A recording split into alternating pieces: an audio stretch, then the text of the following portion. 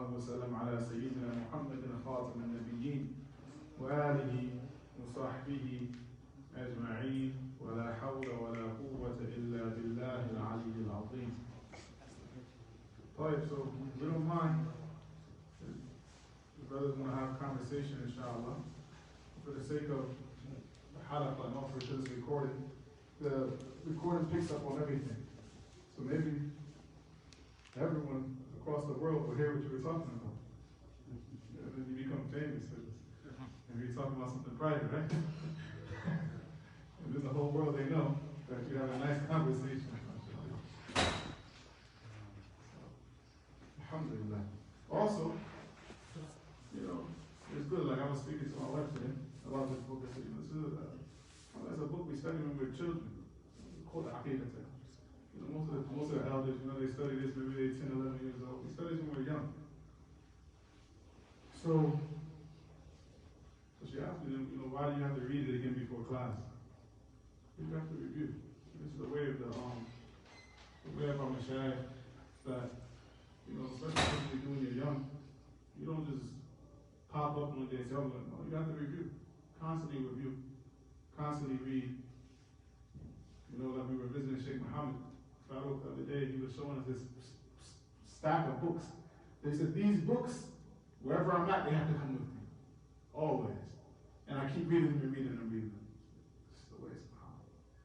So sometimes it's a simple book, but you always review it. So that's the advice for the elders, the older ones, right? They say, oh, we did this so long ago, yes. But you have to continuously review. Have to review.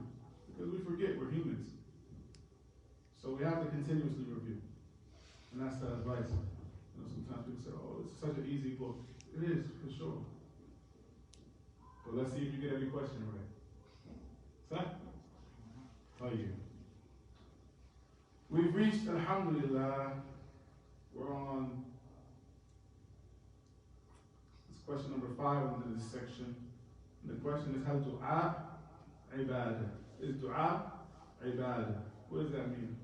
Hal du'a, the question is, hal du'a ibadah? Is du'a worship? What do you think? Is du'a worship? MashaAllah. Every class somebody new pops up, MashaAllah. How are you doing? Good? How's everything going? You still, you know? Let's see. MashaAllah. Is dua, what do you think about dua? Is it worship or not worship? So, example. If someone says, oh, somebody who passed away, and they go, they raise their hand and say, you know, help me, help me. Would you call this worship? Are they worshiping that person? Yes. Yes, they're worshiping them. And this is a form of shirk that takes a person out of Islam and they're no longer a Muslim. This type of shirk takes a person out of Islam and they're no longer a Muslim. So the question goes, is dua ibadah? Yes, dua is ibadah. As Allah Ta'ala, He says, وَقَالَ رَبُّكُمْ مُدْعُونِ يَسْتَجِبْ لَكُمْ إِنَّ الَّذِينَ يَسْتَكْبِرُونَ عَنْ عِبَادَتِي سَيَدْخُلُونَ جَهَنَّمَ دَاخِرِينَ. What Allah says in the Quran. Allah, speaking about, He said, قَالَ رَبُّكُمْ أَدْعُونِ. Your Lord says, make dua to me. Right? That's what Allah says. Make dua to me. أَسْتَجِبْ لَكُمْ. And I will respond to you. I will give you what you're asking for. Now, we hit a nice point here. They say dua is ibadah, right? Meaning that every type of worship you do is ibadah. Is dua.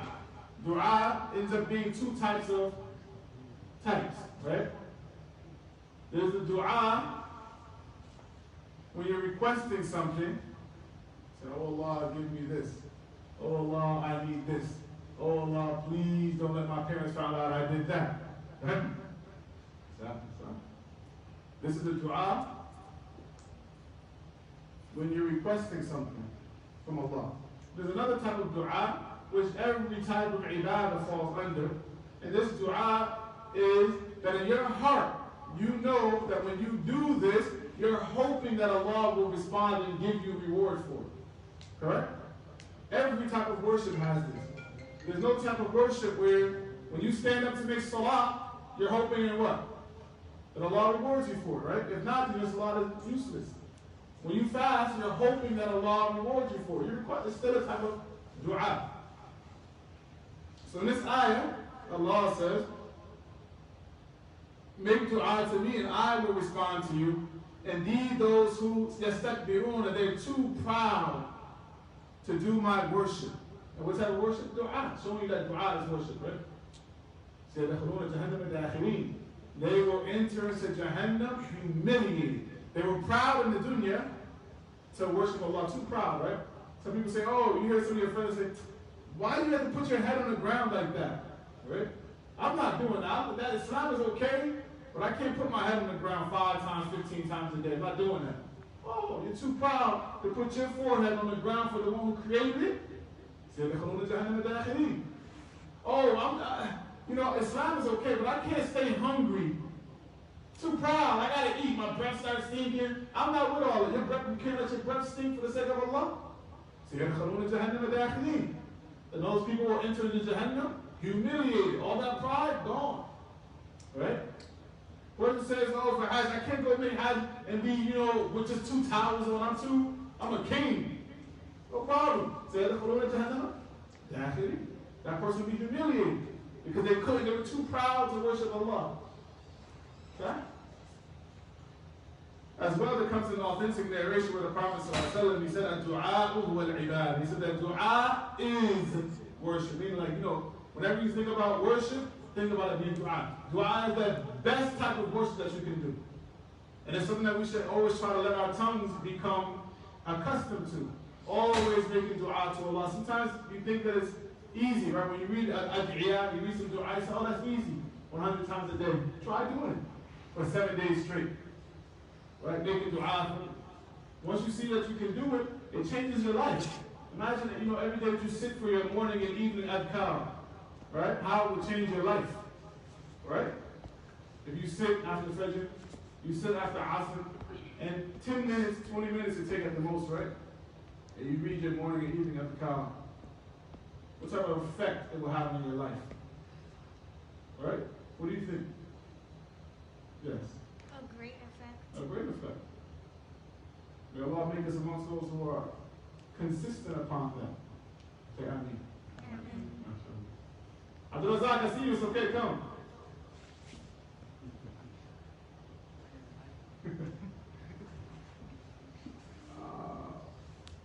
The next question is a very important question. I don't know if the Muslims fall victim to this as much.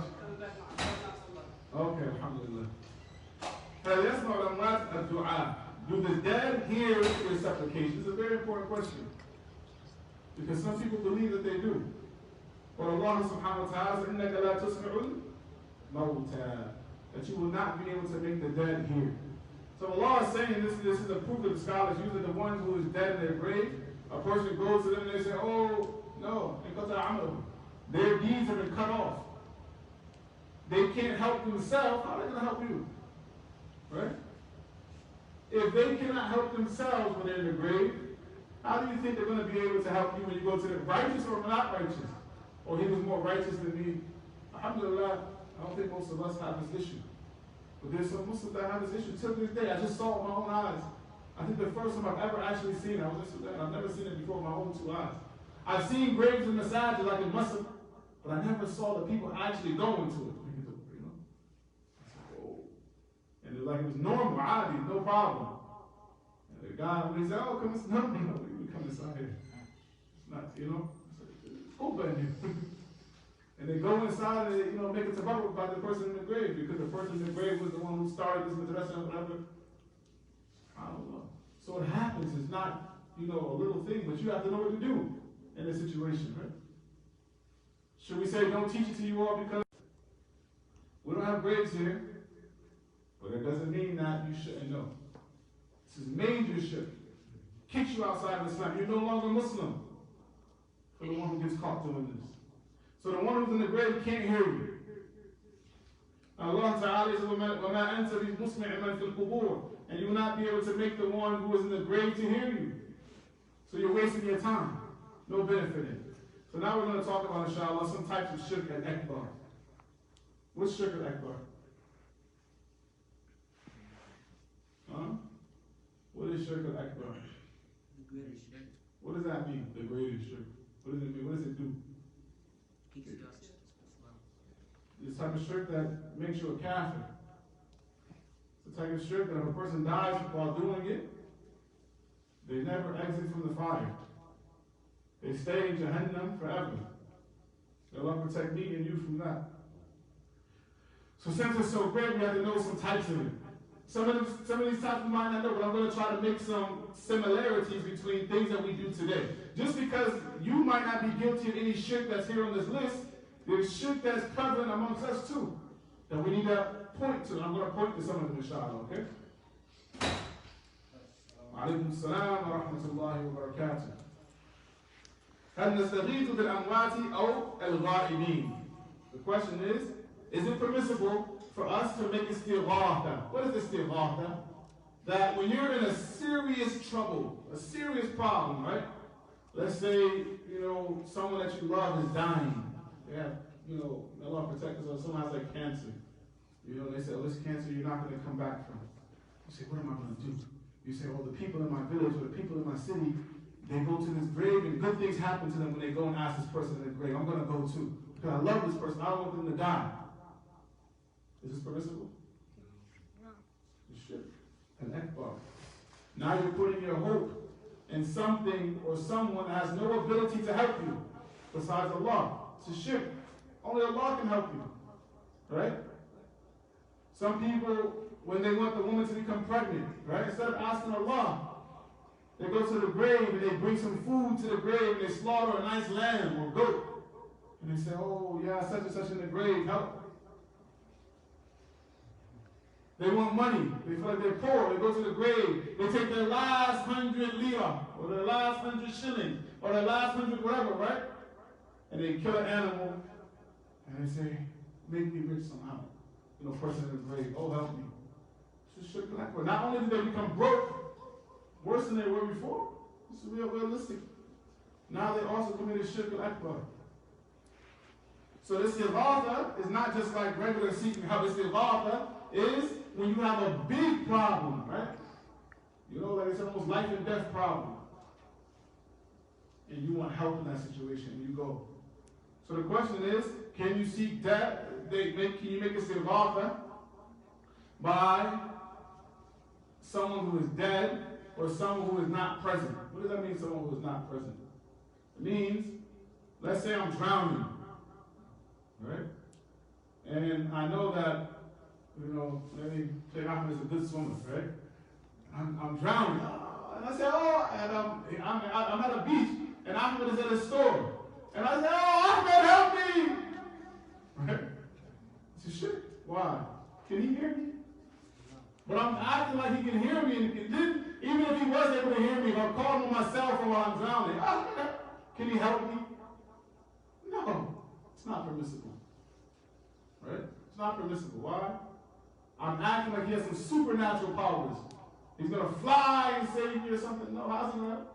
It's a waste of my time, and it's a waste of, Or another example sometimes I don't know how to give. Let's say someone is in a wheelchair, right? This person can't even move. You say, help me, help me, help me. It's like you're mocking them. They can't help you. There's nothing they can do for you. So Allah Ta'ala says, وَالَّذِينَ يَدْعُونَ مِن دُونِ اللَّهِ لَا يَخْلُقُونَ شَيْئًا وَهُمْ يُخْلَقُونَ أَمْوَاتٌ غَيْرُ أَحْيَاءٍ وَمَا يَشْعُرُونَ أَيَّانَ يُبْعَثُونَ. Allah Ta'ala says, and those who call upon other than Allah, they didn't create anything, and they themselves were created. Whether they are dead or other than living, وَمَا يَشْعُرُونَ أَيَّانَ يُبْعَثُونَ, and they do not perceive, they don't have any knowledge about when they will be resurrected. So a person calls on someone who is dead, can't help them, has no benefits to them. As well, something that happens today. I don't know if you hear it, but I know I heard it growing up. You guys go to the schools that I went to, so you might hear it. You hear sometimes when something happens, right? The kuffar, I don't know if the Muslims say this. I've never heard Muslims say it myself. But on the kuffar say that you guys are around them a lot, so you might end up saying it too on accident, right? They say that, if something happens and they got in a car accident, or maybe they, whatever, and they say, oh, my dead grandmother was watching out for me. You heard this before? You heard a lot, right? It's a shirk. Hey, it's a shirk. Your dead grandmother can't do anything for herself, do it for you. You heard Muslims say this too? No, right? Not the Muslims, alhamdulillah. But the kuffar say this, right? They say, oh, my grandmother's an angel now, and she will save me. Right? Watch out for me. No, not true at all. It's a type of shirk. So I'm telling you, because sometimes the Muslims might end up saying this because they get so comfortable hearing what the kuffar say. Even to the extent that sometimes you hear the Muslims say, oh, Jesus. Right? Because why? This is one of the reasons why the Prophet didn't want us to be around them, because we end up taking some of their habits, not knowing. You hear the Muslims sometimes, they don't even know what it means. They say, oh, Jesus, la ilaha illallah Muhammad Rasulullah. Right? When something bad happens to kuffar, they call on Jesus or they call on Mary. No, you can't. It's not permissible. It's a type of shirk. Major shirk. So you guys who are in school with them and hear these things and sometimes use their language, you have to be careful. Even to the extent that ulama talk about, sometimes you hear people say, Ya Muhammad. The Prophet ﷺ has passed away. You can't call him for help. Ya, this word ya in Arabic, ya is nida. And it means that you're calling on someone. The Prophet ﷺ cannot help you, nor can he hear you from where you are. It's not permissible to use this, Ya Muhammad. And you're sitting here. So be careful of these type of words and terminologies. You understand?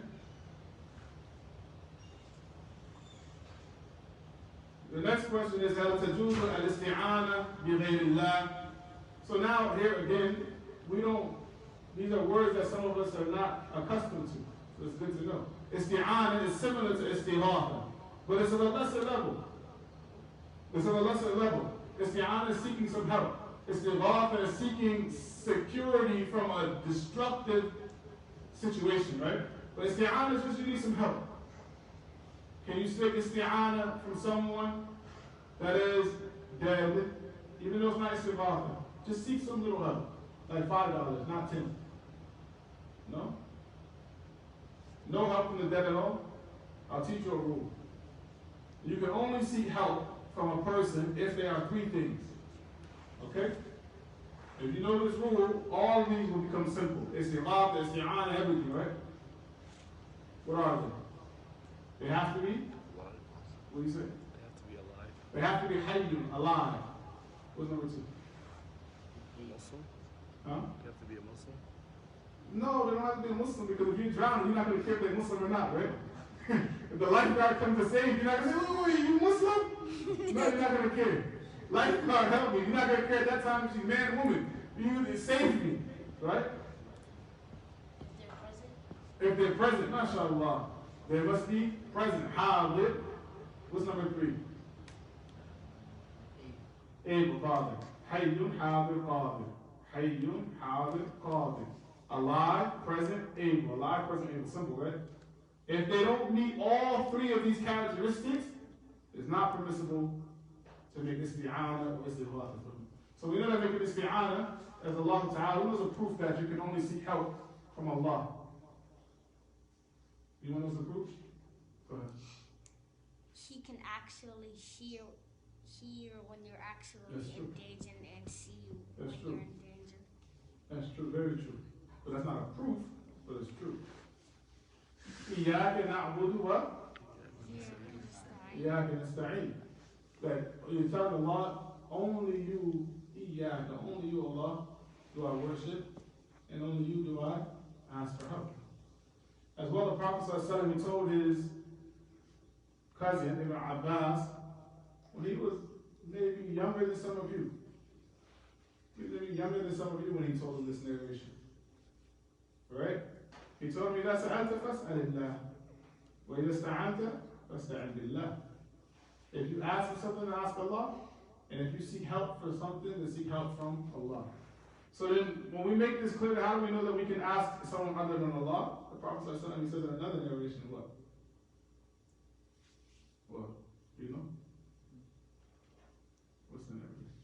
Wallahu fi a'awni al-'abdi Prophet ﷺ, he said that Allah is in the assistance of the servant as long as the servant is in the assistance of their brother.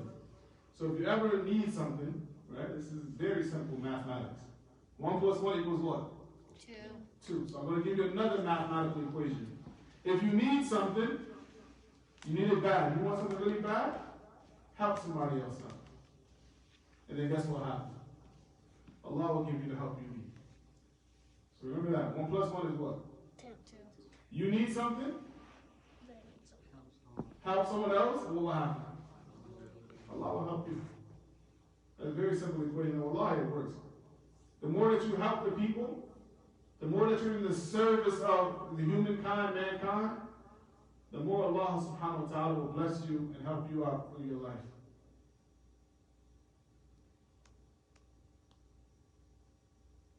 So can you seek help by someone who's alive? Yes, no, maybe so. Which one? Yes. What's the proof?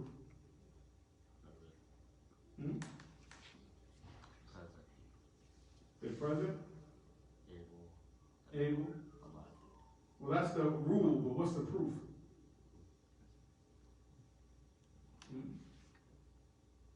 That's the rule. What's the proof?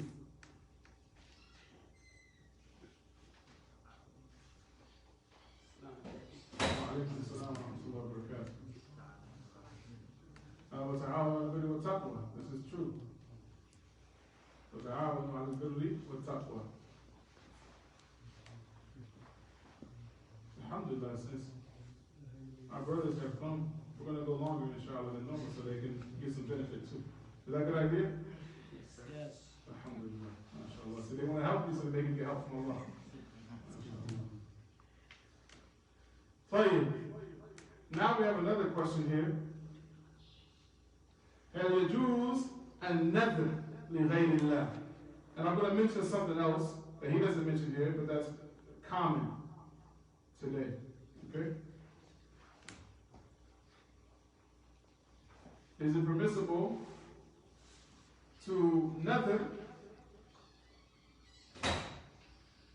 A nadhr is that when you were not intending to do something previously, but you say, you know what, for the sake of this, I'm going to do it.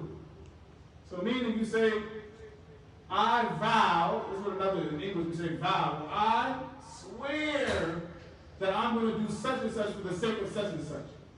Right? Like, you go again, let's say you go to somebody, an evil person, and say, listen, you want my help? Then you have to make nothing for me. You want me to help you? You have to swear that you'll do this on my sake, for me. And you say, man, I really need this help, I'm going to do it. You know?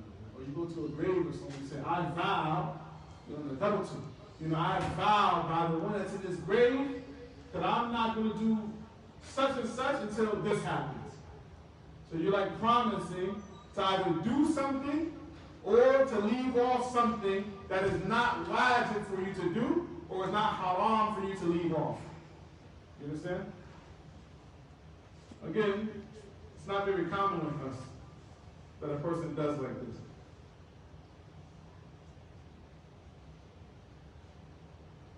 But that's what the nadhr is. The point is it permissible to do this for other than Allah?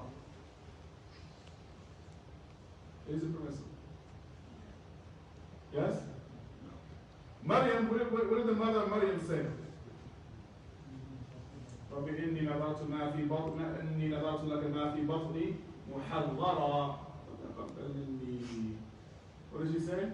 Oh my Lord, I vow for your sake. So that's tawheed. You can vow it for the sake of Allah. You can make nadhr for the sake of Allah, but you cannot make nadhr, vow for anyone besides Allah. Is that clear? Simple, right? As well, the Prophet ﷺ said, "من نذر أن يطيع الله فليطيعه ومن نذر أن يعصيه فلا يعصيه."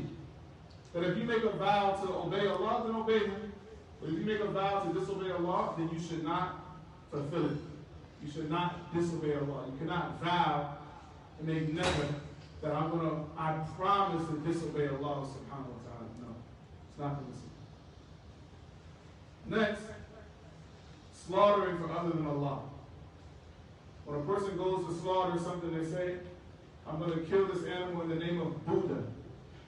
You know Buddha? What? I'm going to kill this in the name of. This is why also you can't. I'm going to teach you something, a little lesson. Sometimes we don't like to hear this. That's why we can't eat Chinese food. Why? You know that? What do the Chinese worship? You can eat the fish, of course, because they don't slaughter it. But not the chicken and, steak and, what is it? Broccoli and steak, something like that? Steak and broccoli from the Chinese people. Why? Because, number one, you don't know where they slaughter it from, but we know that we don't eat their meat. Because they're not from Ahlul Kitab, they're definitely not Muslims. Okay? So when they slaughter, they might be slaughtering in the name of anything. We don't eat their meat. So is it permissible to slaughter for other than the sake of Allah? Of course not. But the proof is Allah Ta'ala says, فَصَلِّ رَبِّكَ وَانْحَرْ. In this ayah, wanhar, you know this ayah? فَصَلِّ رَبِّكَ وَانْحَرْ. Wanhar, it means adbah, that I'm going to slaughter. That I, to slaughter, or to slaughter, and you slaughter only for the sake of Allah.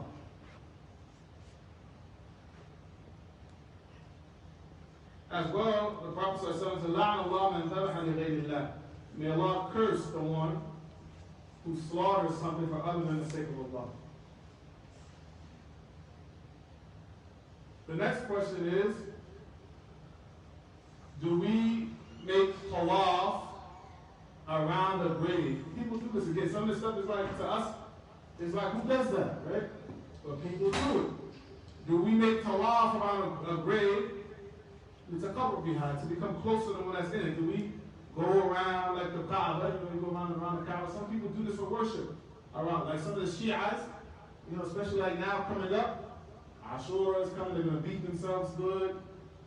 They're going to go around the graves. It's serious, they're going to do some crazy stuff during these days. May Allah guide them and protect us from their evil. But they're going to do some crazy stuff. They go to the graves of Hussein and they make tawaf around it. Some of them make, they say they make it like their type of hajj to go to these graves.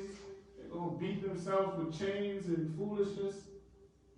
So is it permissible? No, you guys don't want to beat yourself anyway, but I mean, the tawaf is permissible around other than the Kaaba. Tawaf itself, as an act of worship, is not permissible around anything besides the Kaaba. Nothing else in this dunya is it permissible for someone to say as an act of worship. They're going to walk around the plane 1, 2, 3, 4, 5, 6, 7, 8, whatever time. The only thing that is permissible to do this around is the Kaaba. Not even in the message of the Prophet are you allowed to go and do tawaf around, nothing else. The only thing that is legislated for you to make tawaf around is the Kaaba. Okay?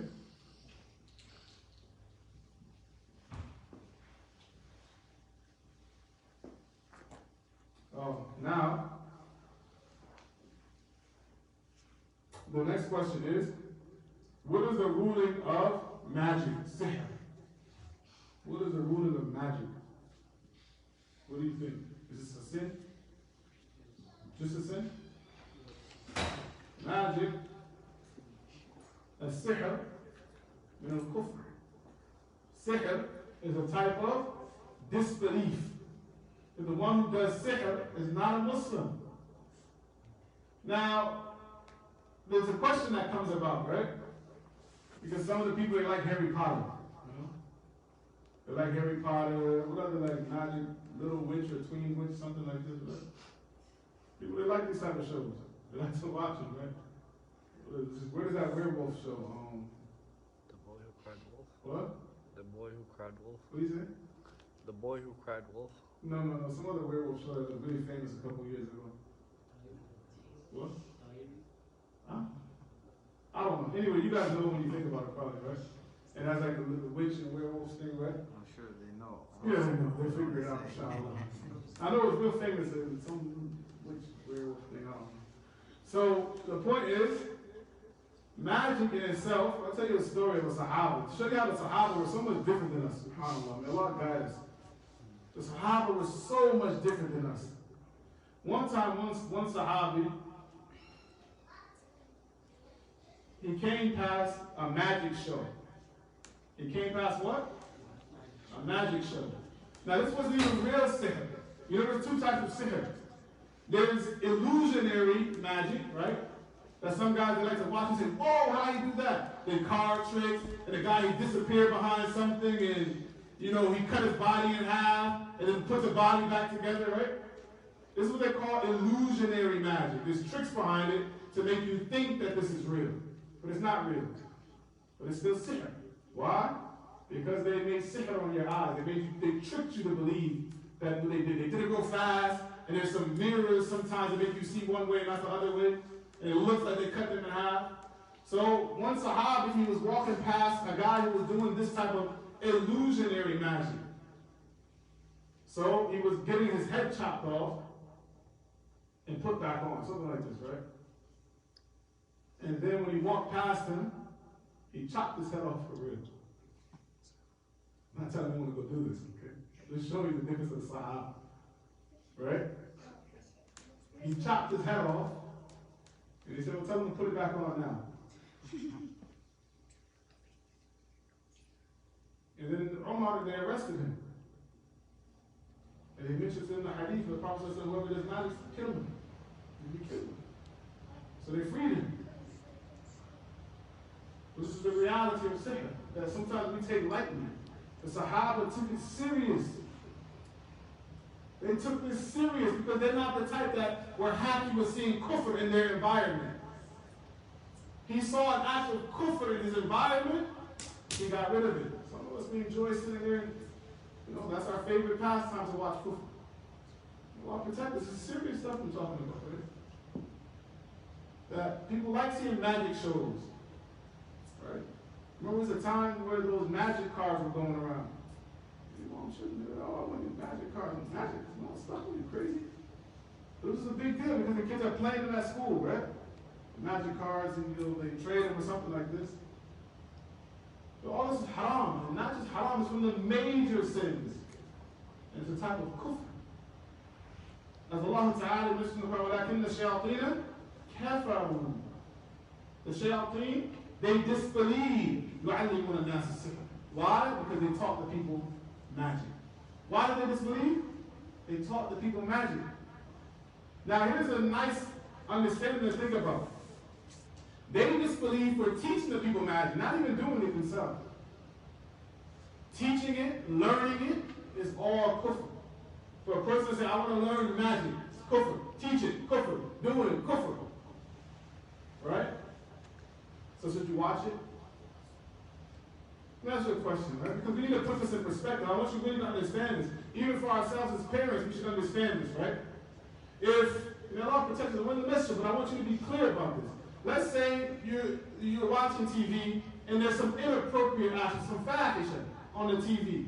What would you do? You would change the channel quick, right? La astaghfirullah. What is this? Lady not dressed properly, right? Whatever. But this is less than kufr. You see the tricks of shaitan on this? That a person will watch a magic show. Oh, look, he disappeared. This is kufr. Takes you outside of Islam. The shaitan has tricked us, where we allow ourselves to watch something where Allah has called it disbelief. And we wonder why our hearts are so black, so difficult for us to worship Allah properly. Because we find funny things that Allah subhanahu wa ta'ala hates. We find entertaining things that is the things that will put a person in the fire forever. Where the Prophet said, "Ijtanibu as-sab'a al-mubiqat." He said, avoid, not just don't do it, stay away from it, don't watch it, don't play with it. The 7 destructive sins, and from amongst them he said, "Ashirk billahi wa sihr." He said, worshiping other than Allah and sihr. Then not only this, I'm just talking about the first level of sihr now, right? Illusionary, play sihr. Now what about the real sihr? May Allah protect us. And this is very prevalent in our time. That the people we are using sihr against each other. We're not lying. The brothers, they know. That people, to the extent that we hear it, that people come to us and they say that, oh, My family used sihr against this family because this sihr used sihr against us, and then we went to our sheikh, and he did sihr for us. He's our family sheikh, which really is a sahir. He's not a sheikh, of course. He's a sahir, a magician. And we go to him, and he does something against this other family because we think they did something to us. And these are people who said they're Muslims we're talking about, not Catholics. Right? This is something that is widespread. That Muslims, or people who call themselves Muslims, practice sihr. How can someone who said they believe in Allah and the last day, and they'd be upset behind maybe something that you do, or they're jealous behind you, and they want to remove that from you? I don't like that this person got that job, or has that car, and they want to put sihr. Or, one thing that happens a lot, I'll tell you, especially not for the guys, because, us men were ugly people, but the women, beautiful, mashallah, right? They post themselves on Facebook all the time, all this type of stuff, right? And if one guy wants her, well, I'll be hearing this a lot. One guy, he wants her, he says, oh, one day I'm going to marry this lady. And he doesn't marry her. He's mad. He says, oh, okay, I'm going to fix it. And he goes, they put sihr on her. That's reality. Muslim people playing with this type of stuff that takes you outside of Islam. But there's two things we learn here. One thing is, if your fathers, brothers, don't let your sisters, become Facebook, Snapchat famous. Right? Where they're posting their pictures all the time. Why? Sihr in the ayn is real. Maybe she's a pretty girl and another girl becomes jealous of her.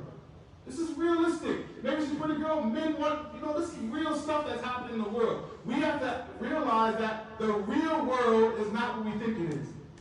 The real world is jinn, there's angels. These things are playing around. And some people have evil inside of them, they play with the jinn. They work with the jinn. Right? So be careful. Protect yourself. Don't give yourself a reason to have evil done to you.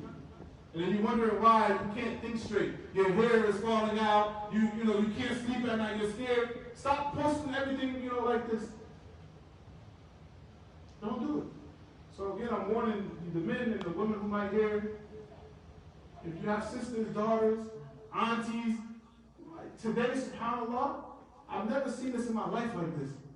Or maybe I just didn't know. But today, you see, even the boys, it's very weird. I find it strange. I don't know.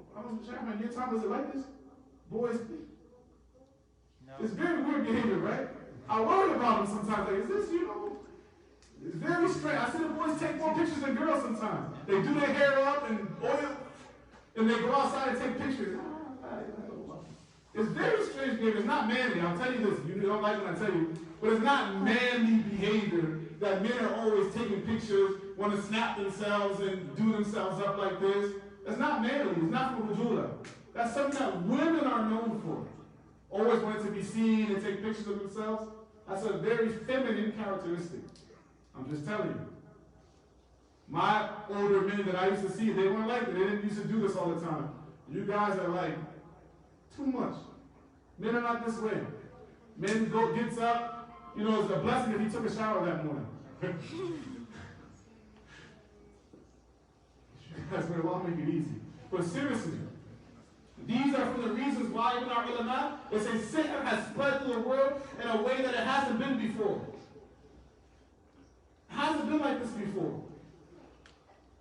So pay attention to that, because it will destroy you and your family. And you won't be able to produce anything because you might be masfoor and don't even know it. Like sometimes when you hear the people leading the salah, I'll give you an example. When you understand this world, the alam al-jinn, when you understand this world, certain things you become sensitive to. Like there's certain ayat in the Quran that I wouldn't read while leading the salah. It's realistic. There's certain ayat of the Quran that if I'm doing this, I try to avoid it. And there's certain ayats of the Quran I try to read a lot. Why? Because one, you want to protect yourself consistently. But there's some ayat that if a person, like, I remember one time, somewhere when someone was leading the salah and I was with him. And he started to read a certain ayah. I'm not going to tell you, he started to read a certain ayah. and I saw the person who I was next to, I could tell that this person has some effect of some sihr with him. I could see that when he started reading this ayah, he became so uncomfortable. And I said, Allahumma salli ala Muhammad, this guy, man. And then I'm waiting, and I want to see, okay, he goes to the next ayah, and he calms down. This is the reality. Just like, in the salah. The person might not even know that he's affected by these things. So pay attention to it. It's very serious. It happens a lot. And you have to protect yourself. So sihr itself is haram and it's from kufr. For a person to do it, it's a major sin. It's a type of kufr that can take you outside of Islam. Especially if it's the real sihr. Now, the next question is, should we believe the arwaf?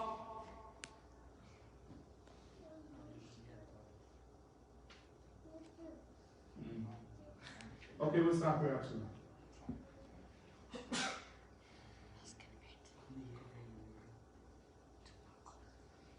Yeah, we'll stop here, inshallah.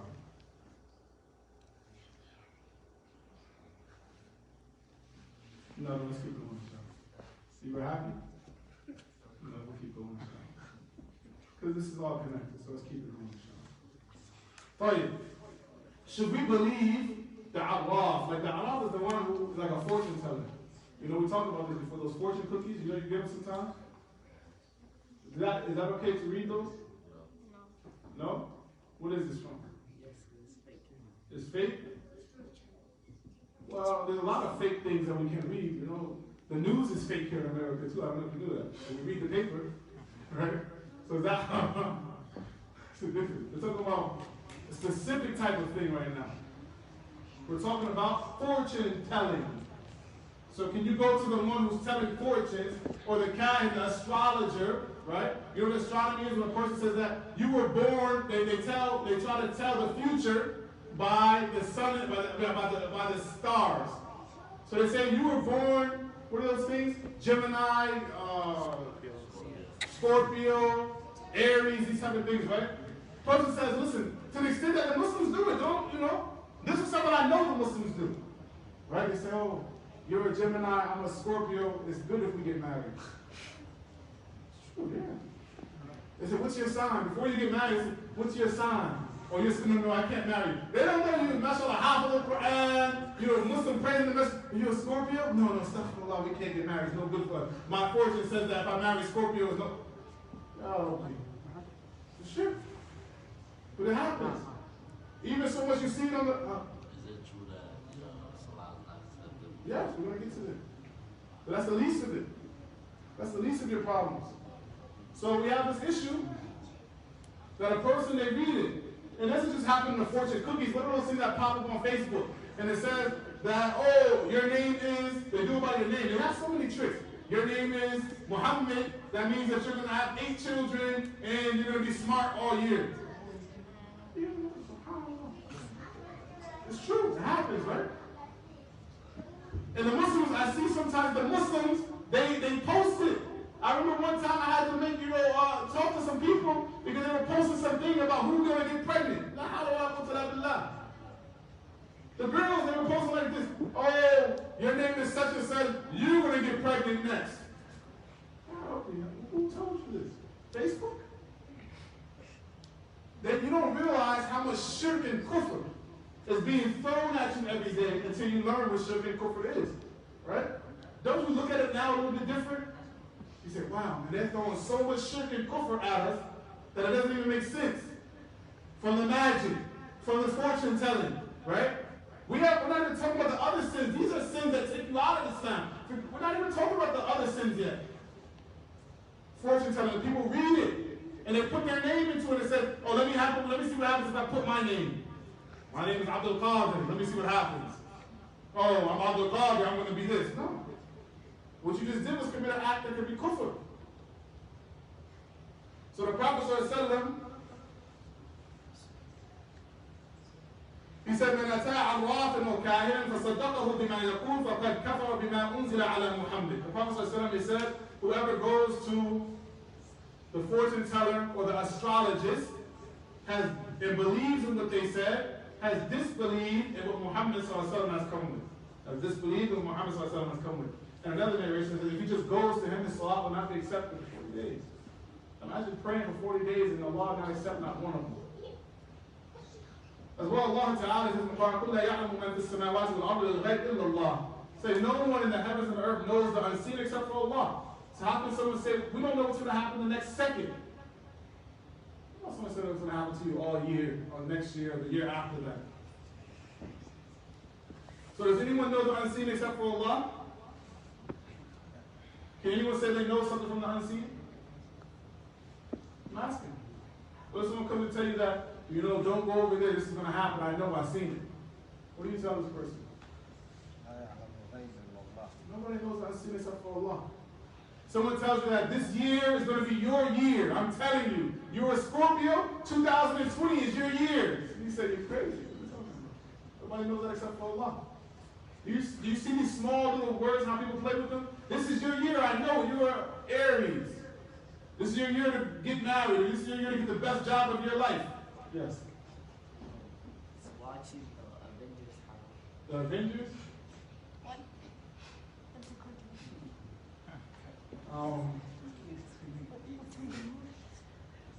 I don't know. Well, there's some people in there that say they're God, right? What do you say? It's not good? It's good? The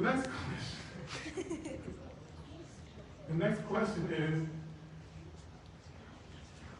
can a person wear a string, like an amulet, or a type of ring to bring about some healing? So what this means is that sometimes, you see this here even in America, a person is sick, or they have some issue, the person, they give them some type of, one type of thing is a string, they will wrap around a person's finger, and they say, oh, wear this, it's going to protect you from this or this. Or they give them some type of necklace, and they say, wear this around you, it's going to protect you from this and this. Is that permissible? Like, I seen some people like they have like preach of the Quran. Well, you don't know what it has in it really. That's a good question. He says, I see some people and it has a page of Quran in it. Realistically, you don't know what's in it. It's written so small, you can't tell what it is. And the guy who wrote it for you, some shady guy, right? You never see him in the message. And then he says, here, wear this. You say, well, okay. No, some shadiness, right? You can't tell what's in it. And sometimes when you open, there's language that you can't even understand there. It's not written in any language that you understand. Not Arabic, not Somali, not English. It's a different language. The language of the jinn. The language that they do magic in. And you don't know. You thought it was Quran because it has a nice case. It looks like a little Quran thing. It's not from the way of the Prophet ﷺ.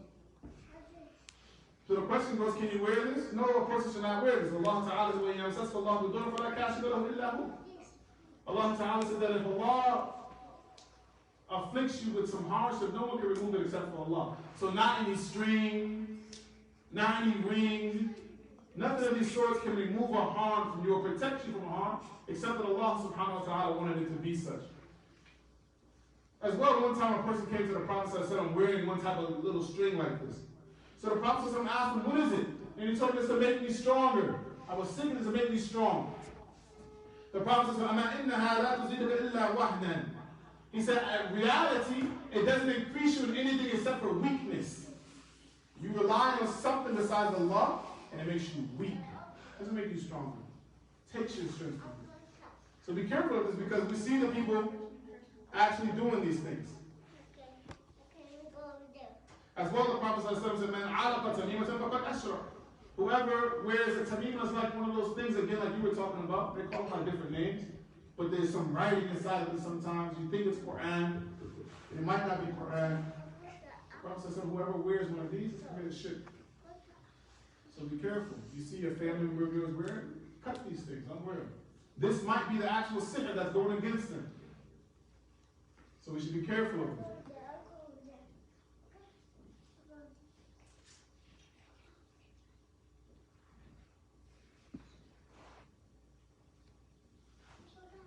That's where we'll stop at, inshallah.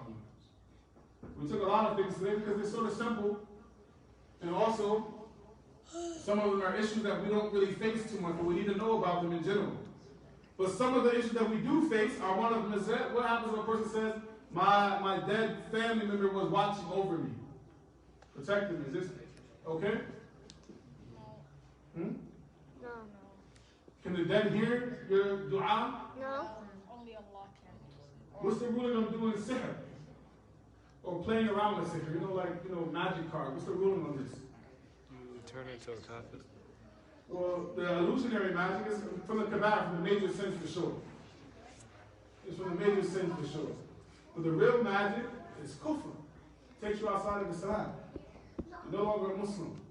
And the reality is when you go to these magicians, they make you do some stuff that when you're done, you will probably know that you're not Muslim anyway. There's some horrible stuff in Allah protect you. So stay away from these things. Also, what's another thing that we should stay away from doing, young men? Taking pictures? Huh? Taking pictures? Taking pictures is, Selfies. being, selfie king, right? If you have one of those selfie sticks, there's something wrong with you. I'll tell you now. If you bought one of those selfie sticks and you have one, there's something wrong. Muslims, man, should not be having a selfie stick. Right? And especially for the girls. They take these pictures, they post them everywhere. May Allah protect them. Worse than this, some things that they do. Worse than that is some things that they do. May Allah guide them. Any questions? How about you say word to this person? We're going to come to that. But saying word to this person, word to that person, what is that? That's the same thing as saying wallahi. Word to this, that's my language, I know. Word to this means I swear by this person. Or on my dead man's and these type of things, right? On this, I'm telling you, it's my language, I know it well. On this or on that, that's swearing. That's swearing. You cannot do this except by Allah. You say, yo, buy this. All of that is kufr. We don't do this. On my dead whatever, dead this, or on my mom's. Allah guide us. The Prophet says this is kufr. Word to my mom's, and la ilaha illallah. Yes. I want to make this say like a fake name after. It doesn't matter make a difference if you said the fakest name after. You swore on something besides Allah. If you say on that stone, it's kufr. If you say, on my backpack, it's kufr. You swore by something besides Allah. You say, on my t-shirt, word to my t-shirt. It's kufr. It doesn't matter what you do about after that. Whatever you put after that is kufr. Okay? It's not acceptable in Islam. And again, this is why you have to stop being around the kuffar. I'm telling you. I know them. My cousin is some of them, baby, right? You're not going to find any good from being around them.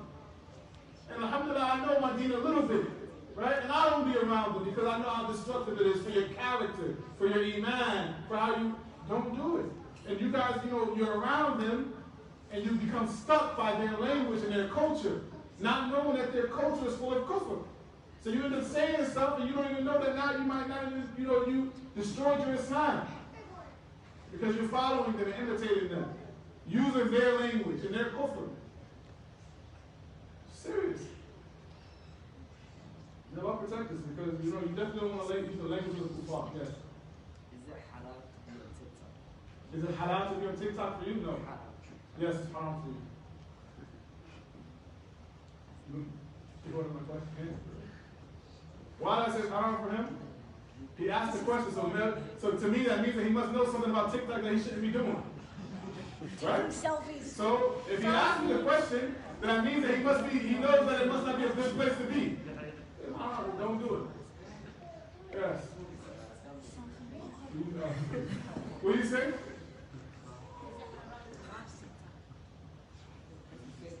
For you, most likely, I don't think, are you watching the lecture of the Sheikh there?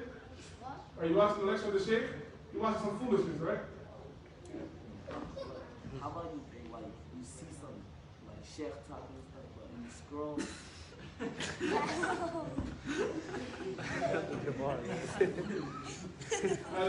They have Khadar on TikTok? Yes. Yeah. They do? Is Is that your favorite thing to watch on TikTok? No. Because you can find that same one like YouTube or something like that, right? You know, honestly, right, I'll tell you something. Majority of these social media things are a waste of time and big fitness. Well, I'm telling you, honestly, majority of them are a waste of time and big fitness. Ask yourself how much time you spend on them and how much time you can be doing something else. Right? I was talking to one brother recently, he was saying that, one of the reasons why most of you guys are not able to have your homework done or your algebra done because you spend too much time on TikTok and Snapchat and Facebook, right?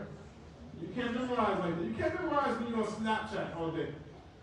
It takes away your ability to memorize. You can't memorize anything. And you wonder why, subhanAllah, it takes you 3 hours to memorize 1 line or 2 lines.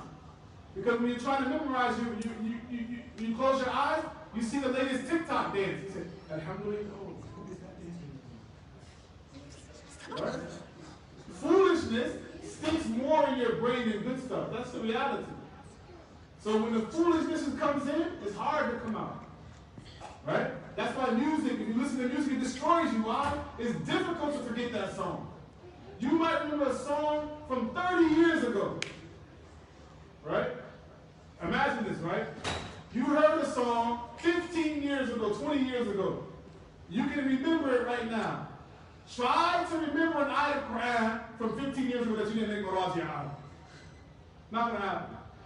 Not going to happen. You didn't make Muraji out of 15 years ago, it's gone. You never read it again, you will never remember it most likely. The song is still there like yesterday.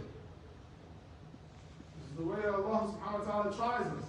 So you have to protect yourself from hearing the songs. Protect yourself from listening to the music. Because that stuff is catchy. And it's meant to be catchy. They spend money on just how to make the song catchy to you so you don't forget it. What type of beat to use, what lyric to say it over and over like this at this specific time. They spend money just on how to do that. And then when you hear it, you never forget it, subhanAllah. So pay attention to this. Stay away from it so it doesn't get you. Because once it has you, it's difficult to forget it. So stay away from the TikTok. I don't even know what... They keep coming with these new things more to catch you and catch you and catch you. Allah protect you and us. Any other questions?